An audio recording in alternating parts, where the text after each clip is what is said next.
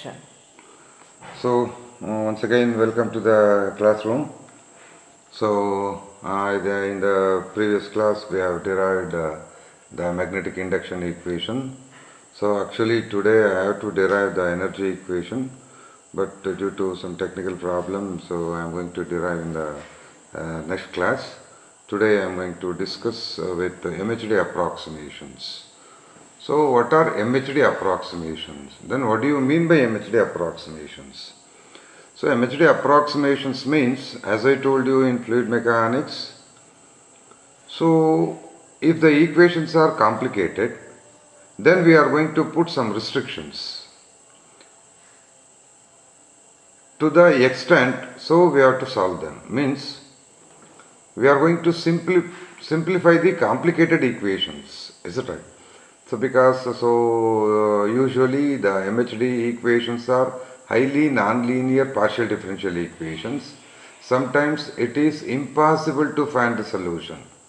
But to tackle some problems, we have to reduce them. To reduce those equations to tackable extent, we are going to put some restrictions on those equations. And those restrictions are nothing but MHD approximations. Okay. So in this, the first approximation is relative approximation. What is this? Relative approximation. Relative approximation is concerned with the velocity of the fluid. Okay. So how we are going to assume here? So we are going to approximate it as the velocity of the conducting fluid Q, the velocity of the conducting fluid Q is pretty much lesser than the velocity of the light. You know, velocity of light is 3 lakh kilometer per hour, per second, right? So means the velocity of the fluid, it is not possible to reach this velocity. That's why, so you can assume that the velocity of the fluid is pretty much lesser than the velocity of the light. Means Q by C is pretty much lesser than 1. Means it is negligible when compared to the velocity of the light. Okay. Next, second approximation. Second approximation depends on type of the current. Okay. So in MHD you come across different types of currents. That's why there will be need of approximation on current. So here, so this type depends on the types of the current. In general, we have displacement current. Is it right? Displacement current and convection current and then conduction current. Okay, so so mainly we are going to consider these three types. Here we have taken the assumption that first one, in the approximation 2, the displacement current, the ratio of the displacement current and the conduction current is pretty much lesser than 1. What do you mean? It means that the displacement current is negligible when compared to conduction current. Is it right? The displacement current is negligible when compared to conduction current. And the second, in the second approximation, is taken as convection current by conduction current. Okay, conduction current is pretty much greater than 1.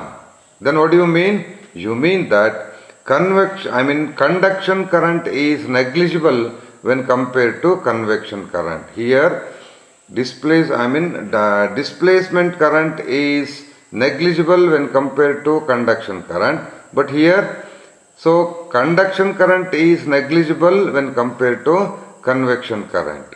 And one more, induced current is induced current and conduction current are of the same order. Induced current and conduction current are of the same order. Okay. Now approximation 3. Come to approximation 3. So what it says, the electric energy is taken as epsilon into E square is very much lesser than the magnetic energy. Very much lesser than the magnetic energy. Electric energy is pretty much lesser than magnetic energy. Then how do you get the ratio? Electric energy by magnetic energy. Magnetic energy is pretty much lesser than 1. So approximation 3 says the electric energy is lesser than the magnetic energy. Okay. So number 4 says, in MHD, the electrostatic force is very much lesser than the Lorentz force. Lorentz force is stronger. Lorentz force is stronger. Okay. What it says? The approximation 4 says, in MHD, electrostatic force means rho E into E. Rho E into E is pretty much lesser than the, so Lorentz force means J cross B, okay, is pretty much lesser than the Lorentz force. That is given by electrostatic force by Lorentz force. Lorentz force, okay, is pretty much lesser than 1. Means when compared to Lorentz force, electrostatic force is negligible. Okay, this is the approximation 4, and fifth approximation is given by electric space change is negligible in MHD. What it says? The electric space change is negligible in